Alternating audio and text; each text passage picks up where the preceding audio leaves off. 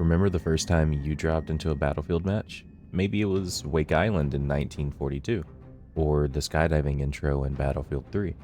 You felt your stomach tighten as jets roared overhead and the ground shook from distant explosions. It wasn't just another shooter, it was a place where you and your friends co-wrote war stories. Now, Battlefield 6 is here, and there's a familiar hum in the air, but something feels different. Is it the game? Is it us? When you first lace up your boots in Battlefield 6, you'll notice the weight. Yeah, you can still vault a barrier, slide under gunfire, or roll when you land from a jump, but each movement comes with momentum. You feel your character's gear dragging as you sprint or the inertia when you stop. Unlike some arena shooters that reward frantic bunny hopping and instant 180-degree turns, Battlefield 6 invites you to slow down and think. You can't spam slides and jumps to skate across the map. Developers deliberately reduced the speed you carry from slide into jump and made jump spam less effective. That means positioning and timing matter more than reflex alone. Even when you roll after dropping from a ledge, you feel the weight of your kit, and you have to pick the right moment to commit. That heavy, deliberate movement is a nod to Battlefield 3 and Battlefield 4, where running headlong into a capture point often meant walking into your own demise. In those games, success came from flanking, coordinating with your squad, and using your class gadgets wisely. Battlefield 6 keeps that spirit alive.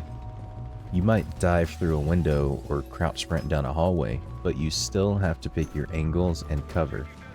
The pace feels slower compared to modern Twitch shooters, but faster than the older Battlefields thanks to smoother animations and new moves. It strikes a balance between fun mobility and the tactical heft that makes Battlefield battles memorable. Yet, not everyone experiences Battlefield the same way. During early hands-on events, most people noticed Battlefield 6 seemed faster than its predecessors. They were right, in a sense. The animations are fluid, you can change sides into roles, and the maps funnel you into action more quickly. But once the beta feedback came in, Battlefield Studios tuned the game to reduce airborne accuracy and slide jump exploits. The result is a tempo that rewards planning without feeling sluggish. It's not Call of Duty fast, and it's not Arma slow. It's Battlefield. Battlefield has always been about more than boots on the ground. Tanks, jets, and helicopters aren't just power-ups, they're characters in the match. In Battlefield 6, tanks rumble with the weight of a freight train. When one appears, you immediately dive for cover or plan a counterattack. And the tanks can still punch holes through walls or collapse entire floors and buildings. This tactical destruction isn't just eye candy. It opens shortcuts, removes enemy cover, and changes how you approach each firefight.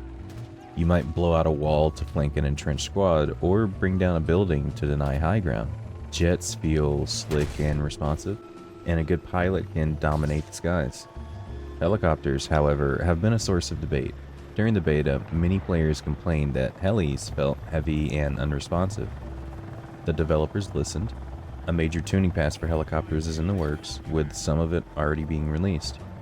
They're not going to revert to Battlefield 4's flight model, but they promise to adjust how helicopters handle to make them more satisfying without becoming arcade toys. For now, piloting a heli is an art. You need to control your pitch, watch your speed, and anticipate the recoil of each missile. If you invest the time, a chopper can change the course of a match. One of the biggest criticisms of Battlefield 2042 was the abandonment of traditional classes. Battlefield 6 brings them back.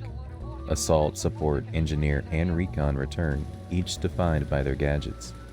The Assault Trooper takes less fall damage and draws his rifle faster, perfect for pushing objectives.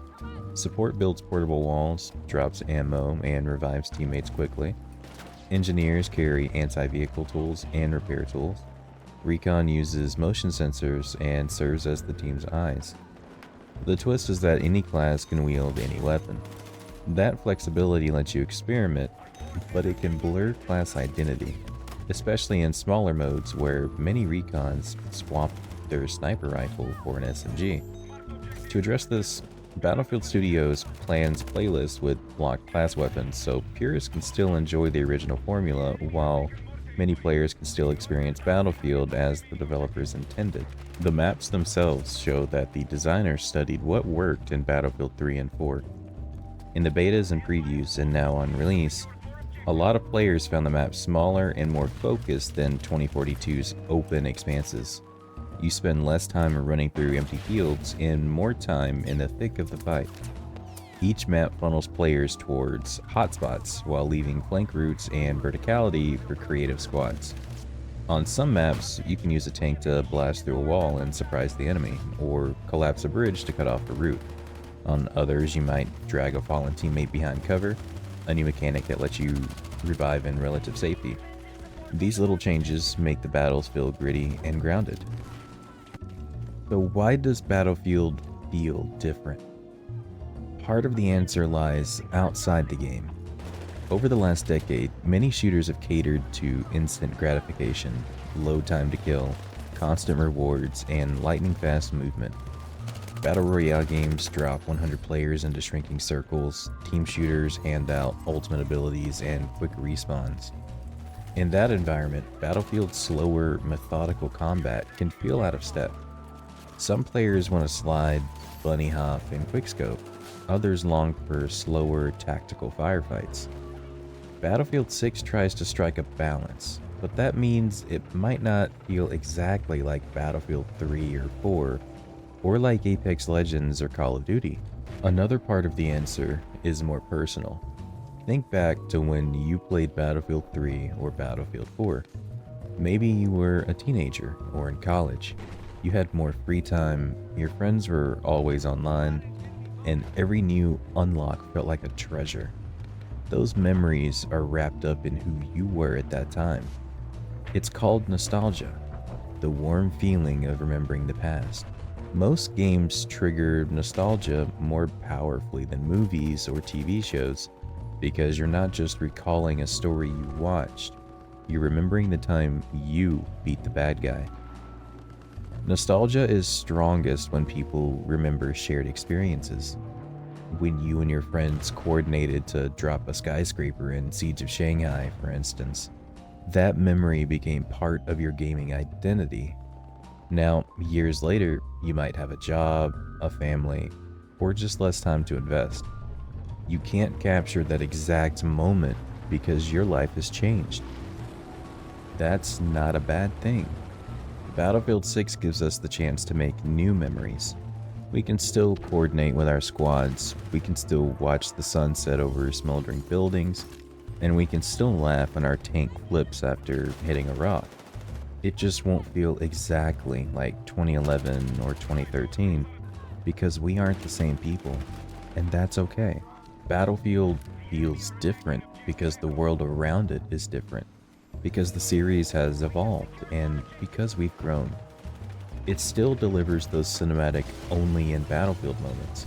A tank bursting through a wall, a desperate sprint across a collapsing bridge, and a last second defuse and rush. But it expects us to adapt to a modern pace. Embrace the wait, the deliberation, and the chaos. Let's make new war stories, let's build new memories, and let's come back years from now to wonder once again why Battlefield feels different.